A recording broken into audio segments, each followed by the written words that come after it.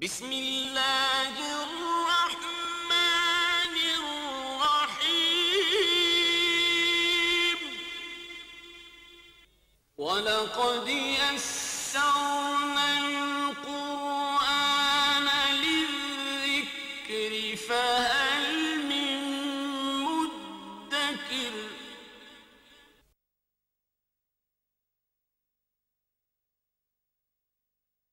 اما بعد فاعوذ باللہ من الشیطان الرجیم بسم اللہ الرحمن الرحیم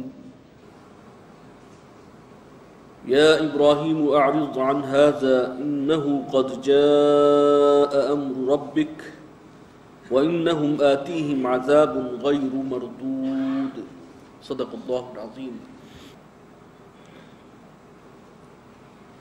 رب اشرح لي صدری ويسر لي امری واحلل عقدۃ من لسانی یفقهوا قولی۔ فرشتے جب پہنچے ہیں حضرت ابراہیم کے پاس اور اسحاق کی خوشخبری دی انہوں نے علیہ السلام، اور ان کے بعد یعقوب پوتے ہیں۔ اس کے بعد جو صورت آ رہی ہے سورہ یوسف، وہ حضرت یعقوب ہی کے ذکر سے شروع ہوگی۔ حضرت یوسف کے والد ہیں یعقوب، ان کے بیٹے ہیں یوسف، تو یوں سلسلہ جو ہے وہ آگے چلے گا۔ بعد میں جب فرشتوں نے بتایا کہ قوم لوط کی طرف عذاب لے کر جا رہے ہیں اللہ کی طرف سے، تو انہوں نے کافی بحث مباحثہ کیا۔ روایات میں جو اس کی تفصیل آتی ہے اس میں یہ بھی ہے کہ انہوں نے فرمایا کہ اگر 50 افراد بھی اس شہر میں، اس بستی میں اللہ کے ماننے والے ہوں تو پھر اس پر عذاب نہیں آنا چاہیے، رب سے یہ میری درخواست پہنچا دو۔ پہنچا دی گئی، فرمایا کہ 50 بھی نہیں ہیں، پھر 40 پر آئے، پھر 30 پر آئے، آخر میں 5 تک آ گئے۔ تو فرمایا کہ اب بس کرو، یا ابراہیم اعرض عن ھذا، اے ابراہیم چھوڑو اس بات کو، اگنور کرو۔ انہ قد جاء امر ربک، تیرے رب کا فیصلہ حکم آ چکا ہے۔ وانہم آتیہم عذاب غیر مردود، اور اس قوم پر جو عذاب آئے گا اب اس کو لوٹایا نہیں جا سکتا۔ وَلَمَّا جَاءَتْ رُسُلُنَا لُوطًا، اور جب ہمارے وہ فرستادہ، وہ فرشتے پہنچے لوط کے پاس علی نبینا علیہ الصلوۃ والسلام، سِیَ بِہِم، وہ بہت غمگین ہوئے ان کو دیکھ کر، وَضَاقَ بِہِمْ ذَرْعًا، اور ان کا دل تنگ پڑا ان کی وجہ سے، وَقَالَ هَذَا يَوْمٌ عَصِیبٌ، اور دل ہی دل میں انہوں نے کہا کہ آج کا دن بہت بھاری ہے، بہت کٹھن۔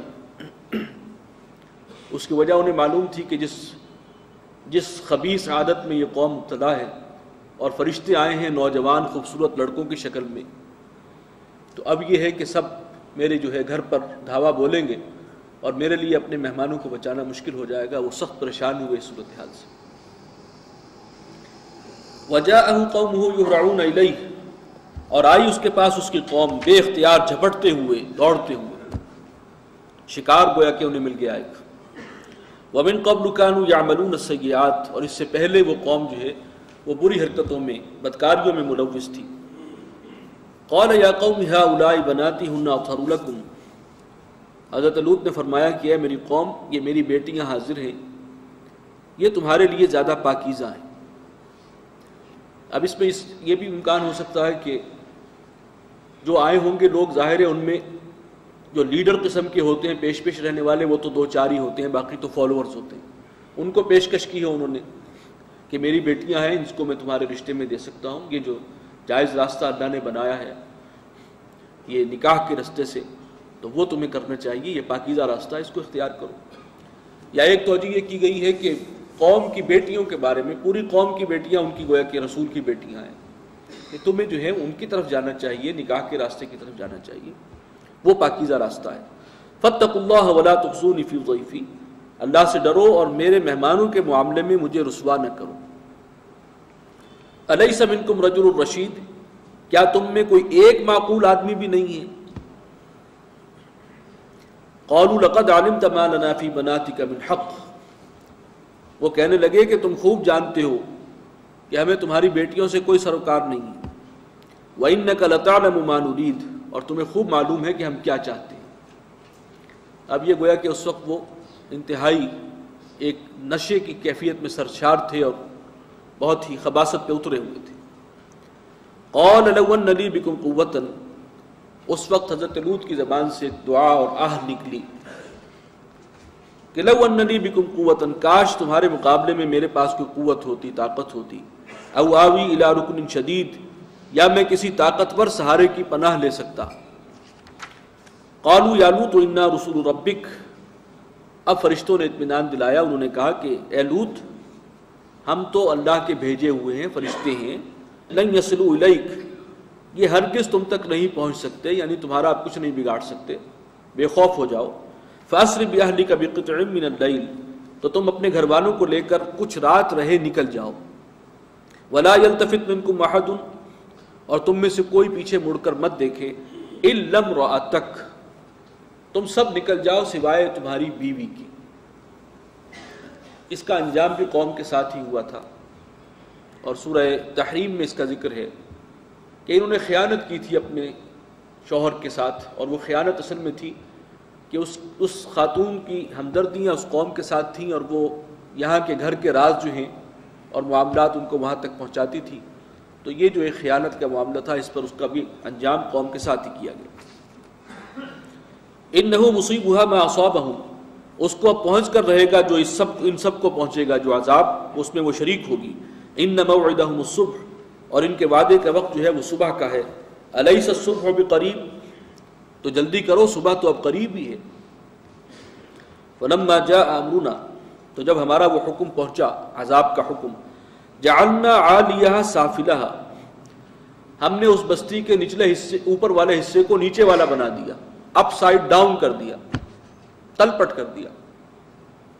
وامطرنا علیہا حجارۃ من سجیل، اور ہم نے ان پر برسائے پتھر سجیل کے، کنکر کے، یعنی ان کے ساتھ جو ہوا خوفناک زلزلہ کہ جس نے ہر چیز تہو بالا کر دی، اور اوپر سے کوئی آندھی اور اس پہ پتھر ہیں جیسے رجم کیا جاتا ہے، یہ سزا ان کو اللہ کی طرف سے دی ہے، انتہائی رسوا کن سزا بھی دی ہے۔ منضود، اور وہ تہ بر تہ پتھروں کے جو ہیں وہ ڈھیر لگ گئے، مسومۃ عند ربک، اور وہ پتھر اللہ کی طرف سے نشان زدہ تھے۔ وما ہی من الظالمین ببعید، اور یہ جو ان کے مسکن ہیں، جو ان کے کھنڈرات ہیں، وہ ان ظالموں سے بھی کوئی زیادہ دور نہیں ہے۔ یہ جو مشرکین مکہ ہیں، یہ جب جاتے ہیں اپنے قافلے لے کر شام کی طرف، تو ان کے مساکن کے پاس سے، کھنڈرات کے پاس سے ہو کر گزرتے۔ وَإِلَىٰ مَدْيَنَ أَخَاهُمْ شُعَيْبًا، اور مدین کی طرف بھیجا ہم نے ان کے بھائی شعیب کو، علی نبینا وعلیہ الصلاۃ والسلام۔ قال یا قوم اعبدوا اللہ ما لکم من الہ غیرہ، وہی دعوت ان کی، اے میری قوم بندگی کرو اللہ کی، اس کے سوا تمہارا کوئی معبود نہیں۔ ولا تنقصوا المکیال والمیزان، یعنی ایک تو شرک تھا اس قوم میں، اور دوسرا یہ سوشل ایون جو اس قوم میں تھا، وہ ناپ تول میں کمی کرنا، ڈنڈی مارنا، قافلوں کو لوٹنا، یہ ذکر ہم پڑھ چکے ہیں۔ وَيَا قَوْمِ أَوْفُوا الْمِكْيَالَ وَالْمِيزَانَ، اور اے میری قوم پورا کیا کرو، وَلَا تَنْقُصُوا الْمِكْيَالَ وَالْمِيزَانَ، نہ گھٹایا کرو ماپ اور تول کو، ڈنڈی نہ مارا کرو۔ اِنِّي أَرَاكُمْ بِخَيْرٍ، میں دیکھتا ہوں کہ تم خوشحال لوگ ہو، اللہ نے بڑا فضل کیا ہوا ہے تم پر۔